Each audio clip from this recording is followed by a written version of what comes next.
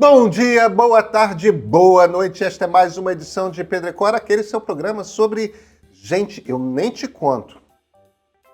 Pedro e Cora, toda terça-feira, toda quinta-feira, na sua plataforma favorita de podcast, ou se você preferir, no canal de YouTube do Meio. Eu sou Pedro Duarte, ao meu lado está minha queridíssima amiga Cora Rona. E Cora, o que a gente nem conta?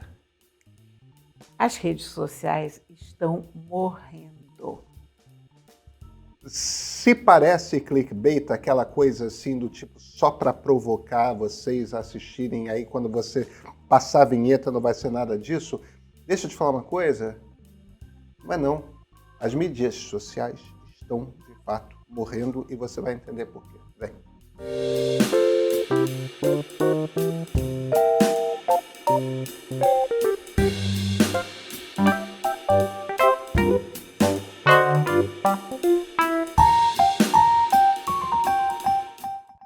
Cora Rony, as mídias sociais acabaram? Tipo, finito?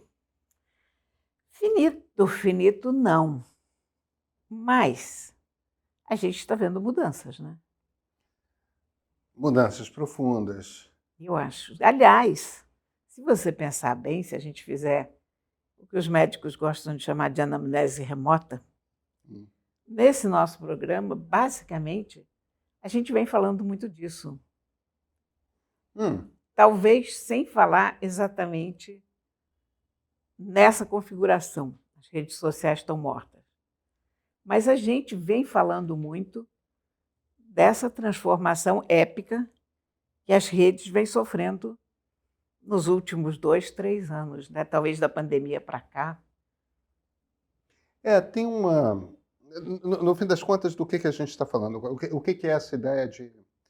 Talvez a gente não devesse, para a coisa ficar mais clara, usar o termo rede social, mas usar a expressão mídia social, né? E, em essência, o argumento que está começando a ter mais gente fazendo é que a mídia deixou de ser social e passou a ser mais mídia. Quer dizer, a ênfase no social começa a cair, enquanto a ênfase no mídia começa a subir.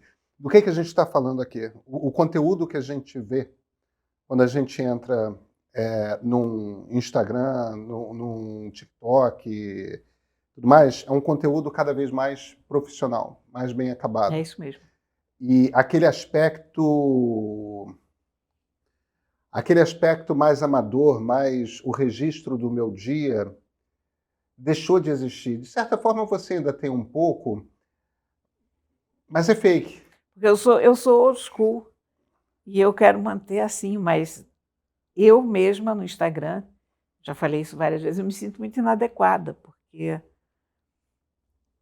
eu percebo que eu, como jornalista, deveria estar produzindo um tipo de conteúdo mais sofisticado, visualmente mais antenado com o momento, menos foto dos meus gatos, mais considerações políticas.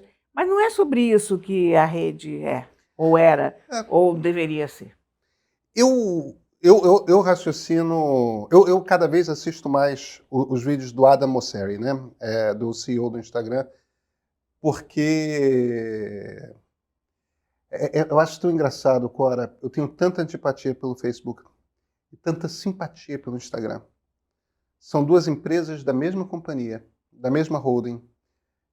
Ambas têm por trás o Mark Zuckerberg, mas tem uma coisa ali numa série que é um cara muito ligado ao Zuckerberg, mas tem uma coisa ali que...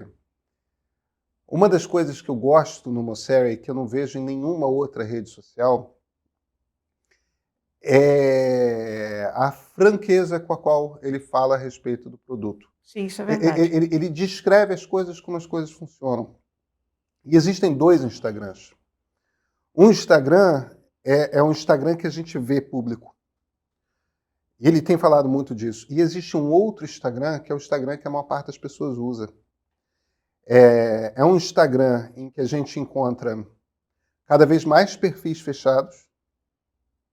É um Instagram no qual as pessoas se comunicam cada vez mais usando aquele elemento de close friends do Stories, né?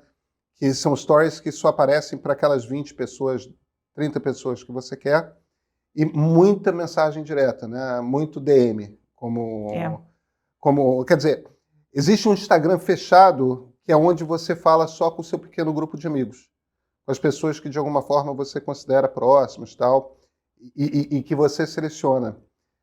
Eu vejo isso pelos meus seguidores. A maior parte das pessoas que me escrevem e para quem eu respondo, antes de eu responder, eu sempre quero dar uma olhada em que pessoa é. Eu também. E quase sempre eu me deparo com um perfil fechado. Eu também tenho notado isso. Quase sempre é um perfil fechado. Quer dizer, as pessoas cada vez mais têm perfis fechados. E, a não ser que seja alguém que eu conheço pessoalmente, eu nunca peço para seguir porque eu acho que é invasivo. Eu tenho partido do princípio que as pessoas que falam comigo no Instagram estão falando comigo não como se estivéssemos numa rede social, mas estão falando comigo pessoa jurídica, não comigo pessoa física. Pois é, esse é o E aí eu problema. acho que é invasivo eu pedir para ver as fotos da pessoa. Pois é. E aí você está descrevendo exatamente o problema.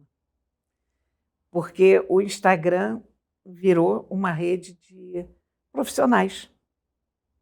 Eu tento me manter como pessoa física. Por isso eu alterno muitas coisas e entro com as fotos de gato e faço os meus posts mais simplinhos, porque eu não quero.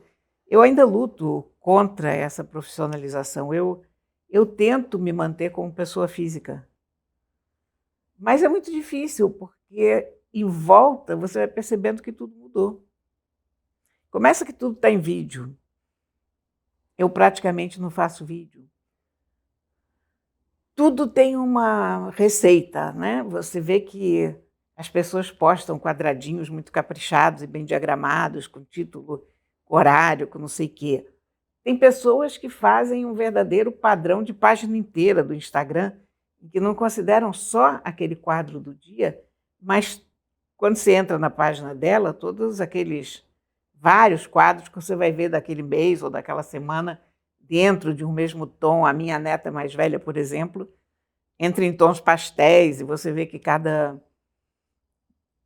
post do Instagram tem a ver com o anterior em termos de combinação de cores e de uma paleta que faça sentido. E quando não é isso, é gente que está realmente usando aquilo para trabalhar. Então, são influenciadoras mostrando o que elas ganharam, fazendo propaganda de um produto ou de outro. E se perdeu aquela ideia de que você ia lá bater papo com pessoas.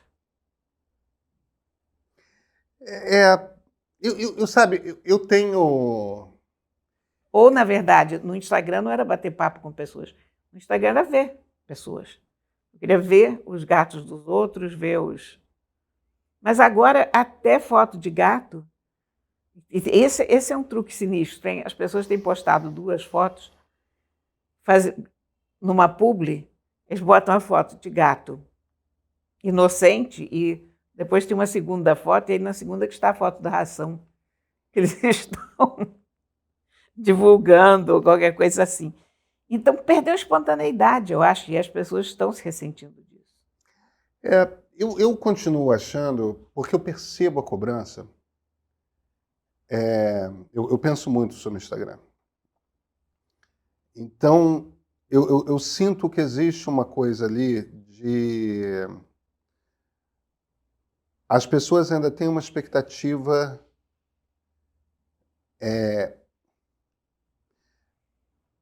As pessoas ainda têm uma expectativa de ver alguma coisa da sua vida pessoal. Então, eu faço... Alguns dos meus vídeos são vídeos de cotidiano. Eu filmo... Eu estou sempre filmando coisa, né? E aí eu vou lá e faço um Reels de... Um popurrí de vídeos de, sei lá, de como foi o domingo chuvoso, entendeu? Porque eu sinto que tem uma coisa ali de... O que eu quero dizer é o seguinte, boa parte do meu trabalho no Instagram é de informação, é de vídeo curto, fazendo uma análise, fazendo uma coisa assim, ou então coisas do meio. Mas tem uma coisa que o Mosseri fala muito, que é não corta por completo o contato com as pessoas. Tem uns posts, que são os posts pessoais, que tem muito menos view. Muito menos view. Agora, às vezes tem tanto comentário quanto os vídeos com muito view. E são aquelas pessoas que estão sempre lá. Então tem uma coisa ali de... As coisas mais pessoais fazem parte do processo de formação de comunidade. Daquelas pessoas que frequentam mais, tudo mais. E parte de ser jornalista, eu me convenço cada vez mais, parte de ser jornalista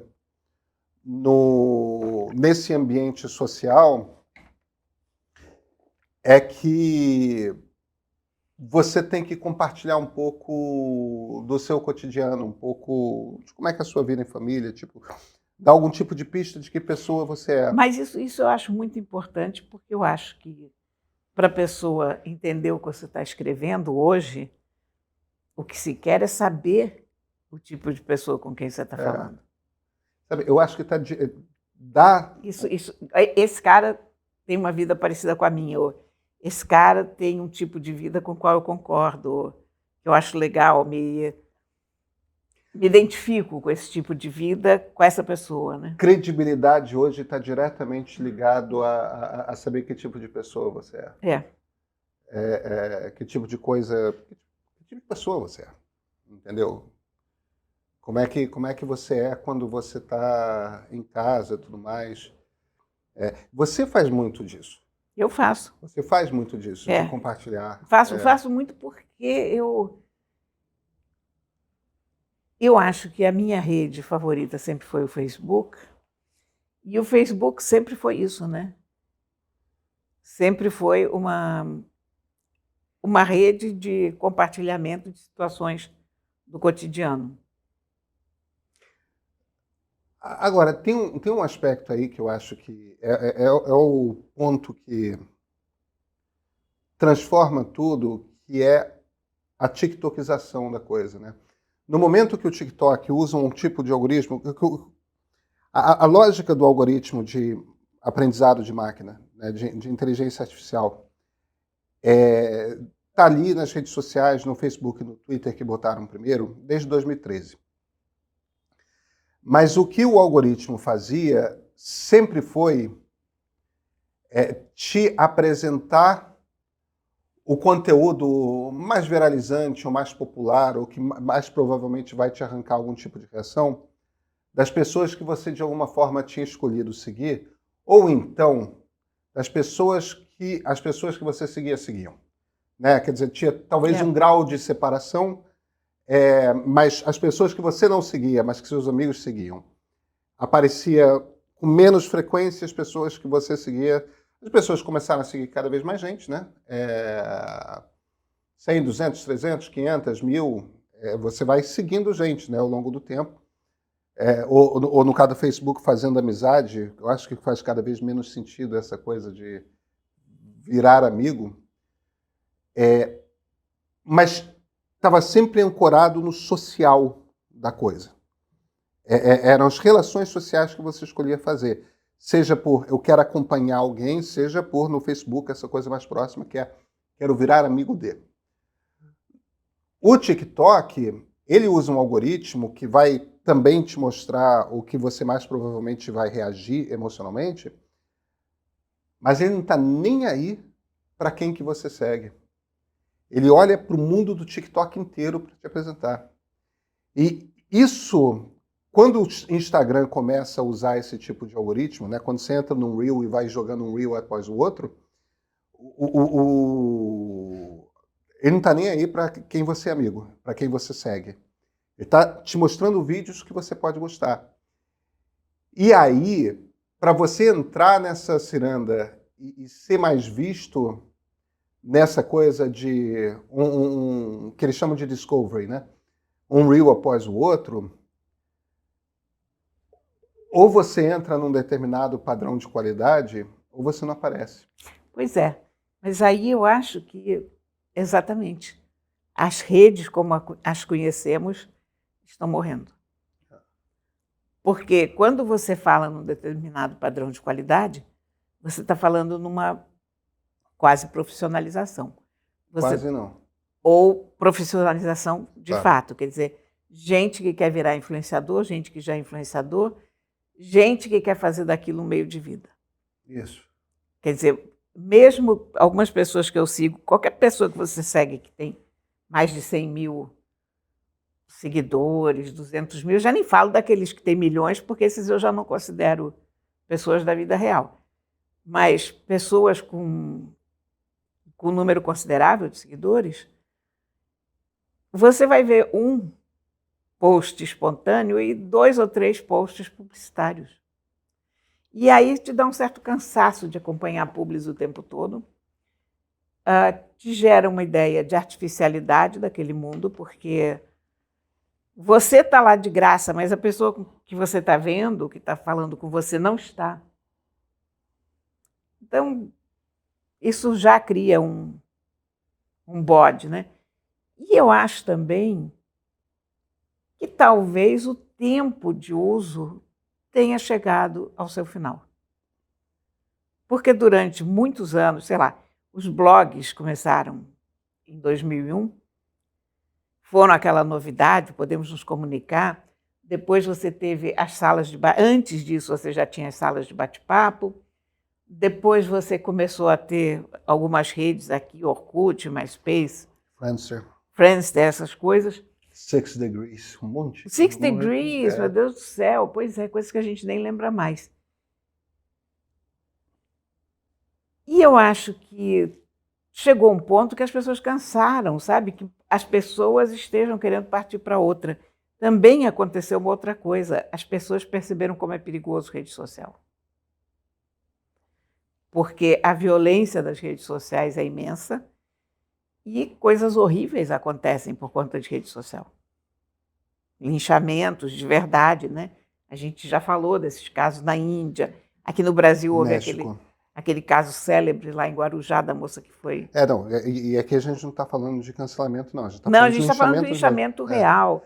México e Índia, eu acho que são os países que mais tiveram problema real, tipo casos... Não, e a gente vê que as pessoas começam a ter muito medo de expor, sei lá, os filhos nas redes sociais.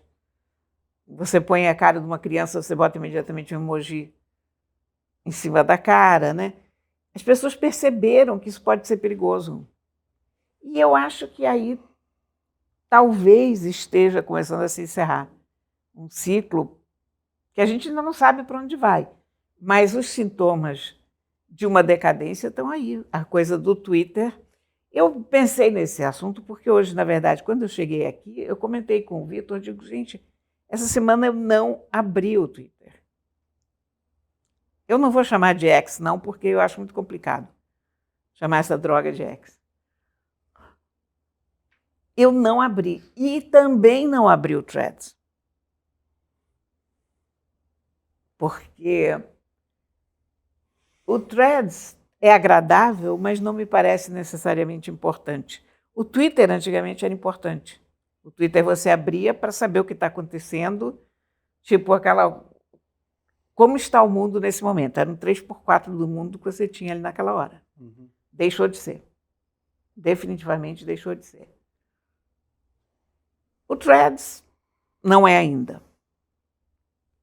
Instagram também não é. Facebook não é. Enfim, isso está indo para um lugar que a gente não sabe qual é. TikTok a gente entra, mas é aquele negócio que a gente sabe, é uma perda de tempo, é um vício, é uma coisa... É jogar o teu tempo literalmente pela janela, né? Eu não frequento TikTok. Eu frequento, eu até gosto, mas é inútil. Porque no Instagram, você... Não é que tudo tenha que ter uma utilidade na vida. No Instagram você não está lá para estudar, para aprender, mas você de repente vê uma águia capturando um peixe dentro d'água, você fica emocionado com aquilo, acha lindo. No Facebook, você vê uma amiga falando do novo animal que adotou, você acha aquilo lindo, é um momento de satisfação. Ou um momento de tristeza, morreu um gatinho, ou morreu um parente, ou morreu alguém Sabe, eu conhecido. vou te falar uma coisa, nessa linha mais mídia. A Lia me contou uma coisa que eu fiquei. Eu tive a seguinte conversa com a Lia essa semana. A Lia, minha mulher, para as pessoas que não sabem, ela é professora de yoga. E eu estava falando que eu precisava mudar com a minha professora de ginástica uma determinada série de musculação. E aí ele começou a me pedir detalhes, afinal de contas ela é do ramo, de como é que eram as séries de musculação que eu fazia e tal. E ela, não, mas você ainda faz 3 repetições de cada série? Eu olhei para ela com espanto, eu, sei lá, faço musculação desde os 17 anos de idade. E olhei com certo espanto, mas como assim? Sempre que eu fui para a academia de ginástica, sempre que trocentos professores ao longo da vida me passaram série de musculação, é sempre 3 repetições em cada máquina. E ela, não. Hoje em dia são 2 repetições. Eu olhei isso. É só que a maior parte dos professores está desatualizado. E eu olhei para ela assim, mas vem cá, por que você se mantém atualizada a respeito de musculação? Tipo, eu sei que é ginástica também, mas Sim, é outra coisa completamente diferente. é diferente do que você faz. E ela, não, mas eu tenho Instagram. E aí eu comecei, aí imediatamente a coisa me interessou mais, porque eu aprendi que, entre outras utilidades, para minha mulher, o Instagram serve para ela se manter informada profissionalmente sobre educação física. Mas me explica isso. Ela, não, tem vários perfis que eu sigo e sempre aparecem mais coisas para mim, porque certamente é uma coisa que ela, um tipo de informação que ela consome muito. E estão lá outros professores e sempre citam, e quando você vai ver e se interessa por alguma coisa, você sempre chega no paper original, no artigo científico original, tal. E hoje em dia se recomenda fazer mais exercícios diferentes, mais 2 séries, e esse é o padrão estado da arte. Mas isso está diretamente ligado. Por que eu estou contando esse caos pessoal e trazendo para cá? Porque diversos profissionais de educação física usam profissionalmente o Instagram para dar informação para possíveis alunos, para pessoas que fazem ginástica, mas também para outros professores. E assim, o Instagram é mídia. É mídia, mas não é social. É exatamente disso que a gente está falando. E se tornou. É uma rede profissional. Para ali, a minha mulher, é um lugar que ela vê muita coisa de cachorro, né? Porque ela, diferentemente de nós, é uma dog people, não é cat Mas ela é people. boa pessoa, viu, gente? Eu posso garantir. Imagina, eu adoro. E gosto das cadelinhas dela As também. cadelinhas dela são maravilhosas. E uma muito delas queridas. morre de medo das minhas gatas. Morre de medo. Morre de medo. Tipo, eu tento explicar para ela que devia ser o contrário, mas ela não acredita em mim. Mas, enfim, não, She knows better. a Tunica morre de medo das minhas gatas. Mas, enfim. Então, tem as coisas que a Lia gosta de design de interiores, tem as coisas que ela gosta de moda, tem as coisas que ela gosta de cachorro, e tem as coisas que ela gosta de educação física, de novos exercícios, de novas técnicas, de isso e de aquilo. E é um troço que, quando ela vai e começa a puxar o fio, está ancorado em artigo científico. Está ancorado, quer dizer, é uma fonte de informação profissional. E faz parte da dieta de informação diária que ela recebe. Mas você vê que isso é outra coisa. Não, isso é mídia. Isso é outra coisa. Não é mais social. Exatamente. A ideia da rede social quando a rede social começou, ou não tem uma data em que a rede social começou, mas quando o mundo entendeu e começou a circular em torno de redes sociais, mídias sociais, a ideia era que aquilo fosse como a mesa de um bar, onde você entra e você conversa bobagem, você descontrai e tal.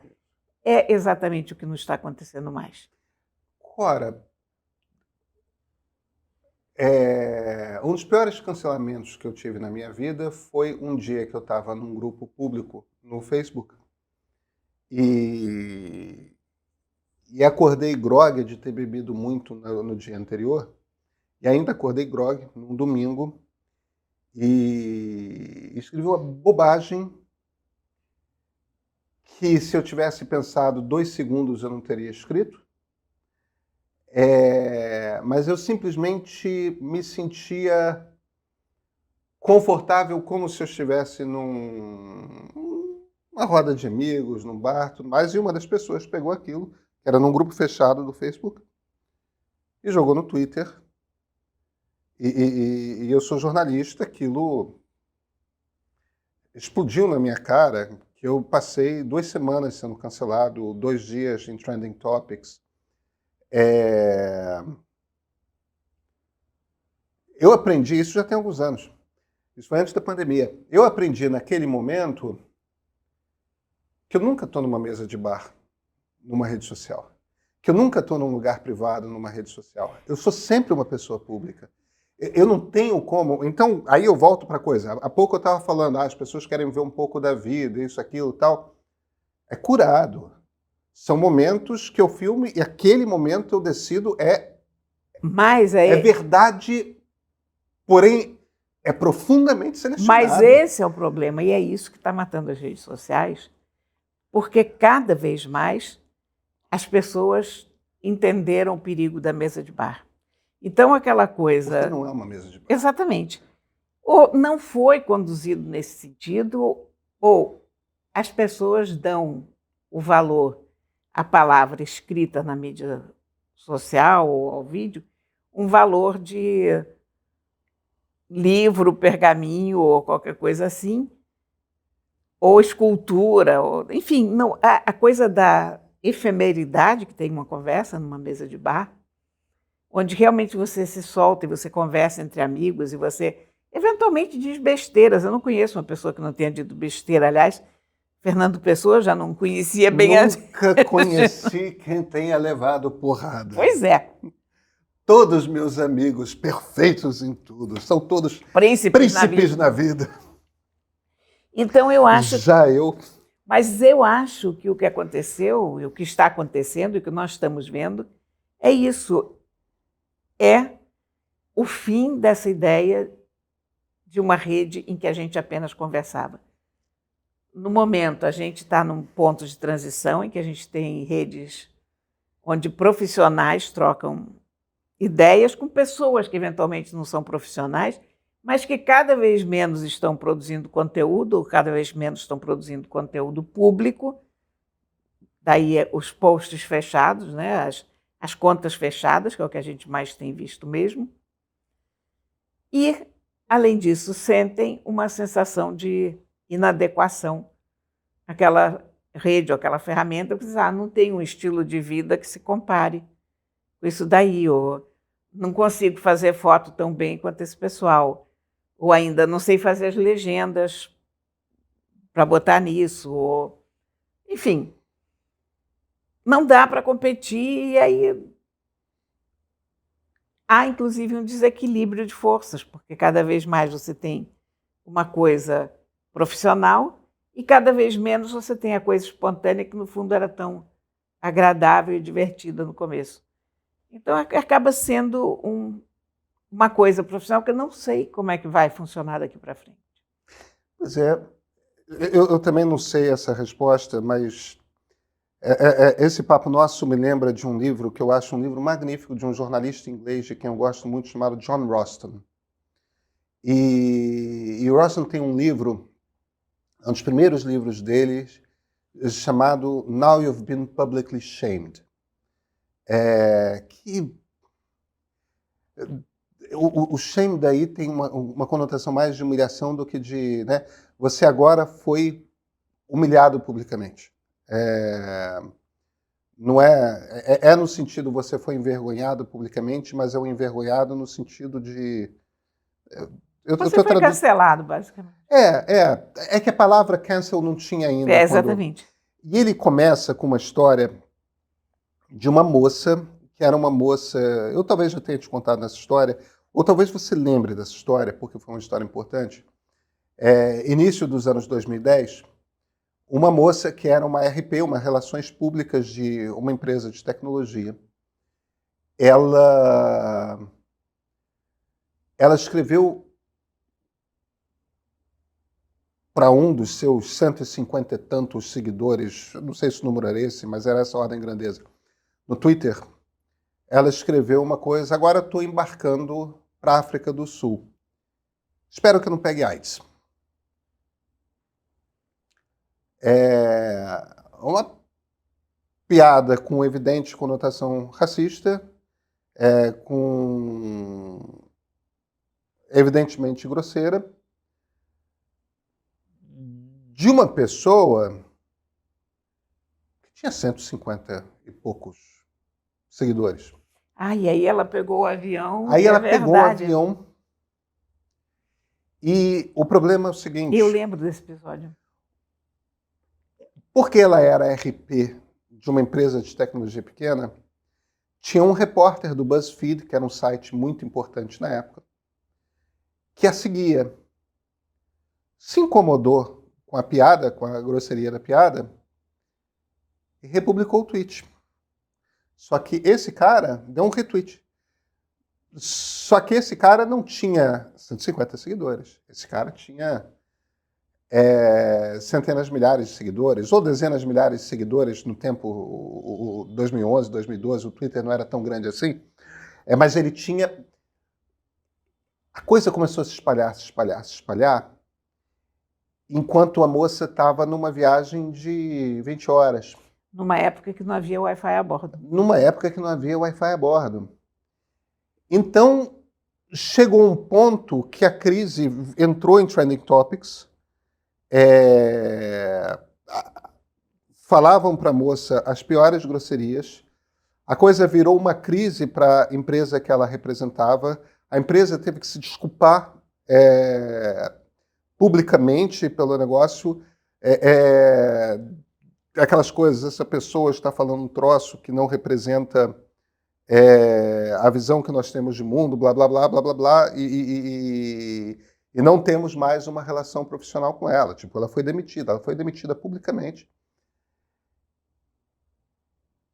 Ela chegou na Cidade do Cabo, ou seja, lá para onde ela estava indo, e o celular dela começou a explodir. Em voicemail, em mensagem, em SMS, porque não tinha ainda a app de mensagem, em tweet que não acabava mais, e ela descobriu que ela estava há 20 horas como Trending Topics, que ela não tinha mais emprego, que ela, tipo, é aquela coisa de você fez uma piada de mau gosto,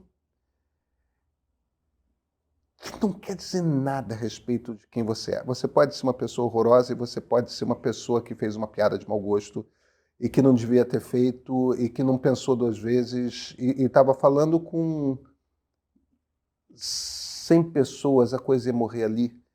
E essa moça, o Rosson começa a contar diversas histórias sobre a humilhação pública a partir desse episódio, ao longo da história, e como que isso foi... O mote do livro é como que as redes sociais... Isso ele escreveu esse livro em 2014, 2015, 2016. Cara, essa moça teve que mudar de carreira. Não foi que ela perdeu o emprego. Ela teve de mudar de carreira. Ela teve de ir para uma cidade no interior, porque a vida que ela, com quase 30 anos, ou 30 e poucos anos, tinha construído de sucesso, de uma carreira que estava em Nova York ou em Los Angeles, não lembro, mas numa cidade dessas grandes que você Tipo, ela tinha essa sensação de que ela teria uma vida de sucesso. Sumiu tudo por causa de um tweet Isso é um impensado. pesadelo. Então, por que eu estou falando disso? Porque às vezes pode ficar com a impressão de que eu tomei aquela cancelada, mas é porque eu sou um jornalista de alguma forma conhecido em alguns círculos e tudo mais. Pessoas totalmente anônimas como essa moça também estão sujeitas a isso. E eu acho que é isso mesmo que você está falando. Todo mundo aprendeu que não dá para você correr o risco de ser espontâneo na internet. Pois é. E assim acabaram as redes sociais. Pois é. Acabaram as mídias sociais. É exatamente isso. E eu acho que nós estamos exatamente vivendo esse ponto de mudança. Ainda não apareceu a rede que vai reunir as pessoas, talvez não apareça nunca mais. Talvez a ideia de uma rede que congregue todo mundo, como a gente tinha a sensação no Twitter, que era, aliás, uma sensação muito falsa, porque, na verdade, tinha muito poucos usuários em relação aos demais. Mas essas redes onde rolavam todas as conversas entre gente de todos os tipos, eu acho que isso está em vias de acabar. Nós estamos vivendo os últimos momentos dessas redes. A gente viveu os últimos momentos dos blogs, a gente viveu os últimos momentos da Usenet, a gente viveu os últimos momentos do ICQ, que foi do ICQ. ICQ, que foi tão importante. Como era importante o ICQ, né? Isso, a gente viveu os últimos momentos da Web 1, que era uma web muito divertida. Era muito interessante. O Alta Vista foi lugar de visita diária para gente durante tantos anos. E o Northern Lights, que eu adorava. Mais uma era na história da Mais internet. uma era na história da internet. Mais uma página que começa a se fechar. Fiquem espertos, porque a gente não sabe para onde isso vai. Não. Mas está acabando. Cora, te vejo na terça? Sim. Então, até terça-feira.